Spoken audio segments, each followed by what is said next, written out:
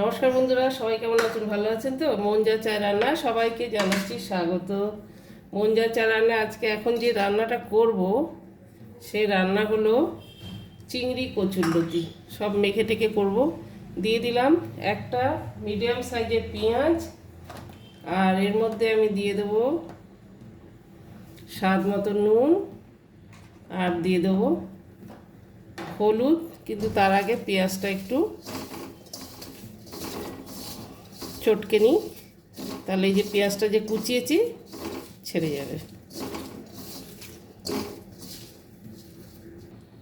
এবার এর মধ্যে দিয়ে দিলাম আমি হাফ চামচ হলুদ, 4 চামচের, আর হচ্ছে হাফ চামচ লঙ্কার গুঁড়ো, আর দিয়ে দেবো চিংড়ি মাছটা। এটা কুচো চিংড়ি মাছটা একসঙ্গে মেখে নিলাম।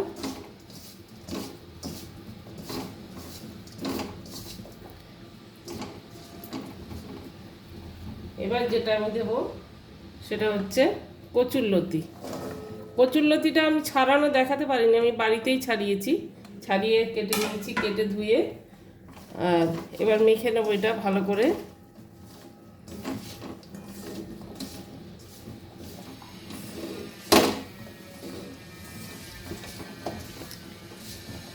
এই কুচো চিংড়ি দিয়ে কচুরলতি চচ্চড়ি সবারই খুব ভালো লাগে।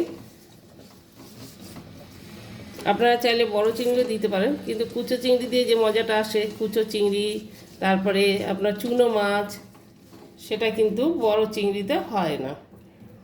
এবার যেটা দেব আমি সর্ষে লঙ্কা বাটা, সর্ষে কাঁচা লঙ্কা আমি বেটে রেখেছি। এটার মধ্যে 1 চা চামচের সর্ষে আর 5টা কাঁচা লঙ্কা বেটে রেখেছি আমি। এটাও মেখে দেবো একসঙ্গে। মাখাটাই হচ্ছে মেন, যত সুন্দর করে মাখবেন তত খেতে সুন্দর হবে, মানে টেস্ট হবে আর কি। আর এটার মধ্যে এবার দিয়ে দেবো আমি সর্ষের তেলটা একটু বেশি লাগবে।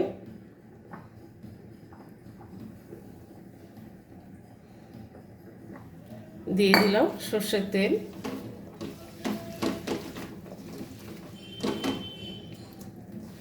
এবার আমি যে মশলাটা বেটেছি, মিক্সিতে যে মশলা লেগে আছে ওইটা ধুয়ে জলটা দেব।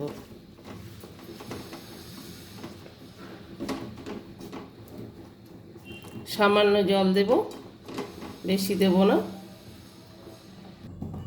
এই জলটা দিয়ে দিলাম, মশলার জলটা। আর বেশি জল দিতে হবে না, কারণ কচুরলতি খুব নরম, আর এটা একদম টাটকা কচুরলতি। একজন এমনি বিক্রি করছিল বান্ডিল করে, যারা মাসিরা কেটে দেয় না আর কি, এমনি তো বান্ডিলটা নিয়ে এসে বাড়িতে কেটেছি, কিন্তু আপনাদের আমি দেখাতে পারলাম না। তো একটা চাপা দিয়ে দেবো।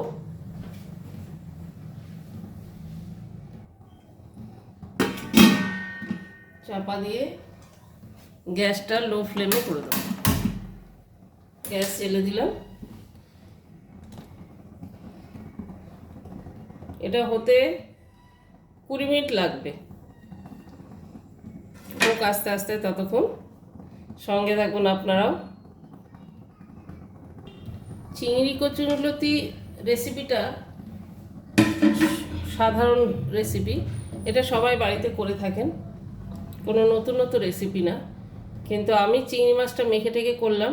চিংড়ি মাছ এগুলো ভাজলে পরে একটু শক্ত হয়ে যায়, তো মেখে টেকে করলে পরে এই যে পেঁয়াজ চিংড়ি মাছের যে সেন্ট, ওটা কচুরলতিতে সুন্দরভাবে একদম ভালো লাগে আর কি। তো সেই জন্য আমি এইভাবে করলাম।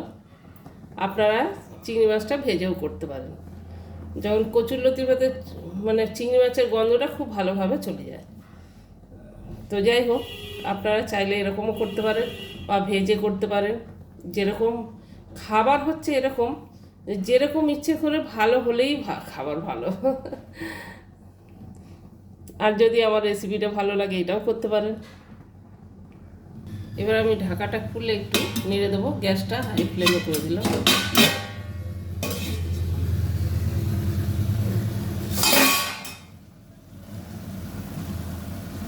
কচুরলতি সিদ্ধ হয়ে গেছে একদম।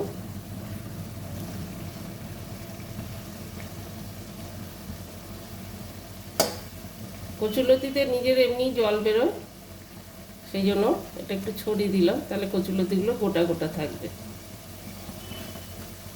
দেখুন কি সুন্দর হয়ে গেছে। এখন এই মুহূর্তে যদি আমি কচুরলতিটা না দিই তাহলে পুরো ঘেটে যাবে, আর আমি ঘাটতে চাইছি না, গোটা গোটা থাকবে, ভালো লাগবে, খেতে টেস্ট লাগবে। চাপাটা এখন খুলে দিলাম, শুকিয়ে যাবে, জল যেটা বেঁচেছে ওটা শুকিয়ে যাবে। হয়ে গেছে, একটু পোড়া পোড়া হয়েছে, ভালো লাগবে।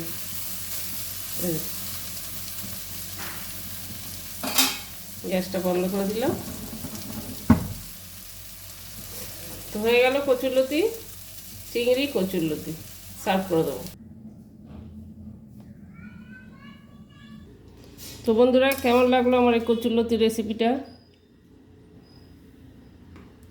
তো যদি ভালো লেগে থাকে তাহলে লাইক শেয়ার অবশ্যই করবেন, আর পাশে থাকা বেল আইকনটা দাবিয়ে দেবেন, আর মন চাইলে সাবস্ক্রাইবটা করবেন।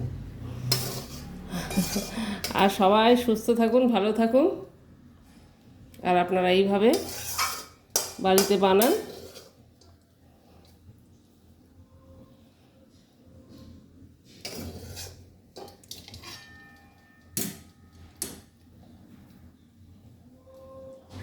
এটা হলো শুকনো শুকনো, একদম গরম ভাতে শুকনো একদম ঝরঝরে ভাত হবে।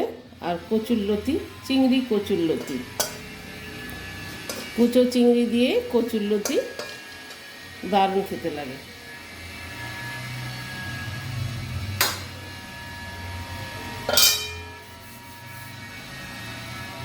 তো সার্ভ করে দিলাম। সবাই এইভাবে বানান, আপনাদের মতন বানান, আমার মতন বানান, সবাই বানিয়ে খান, আর অনেক অনেক কমেন্ট করুন, আপনাদের রেসিপি শেয়ার করুন, আমার রেসিপি শেয়ার করলাম আপনাদের সঙ্গে। আর সবাই সুস্থ থাকুন, ভালো থাকুন, দেখা হবে আবার অন্য রেসিপি। ততক্ষণ টাটা, বাই।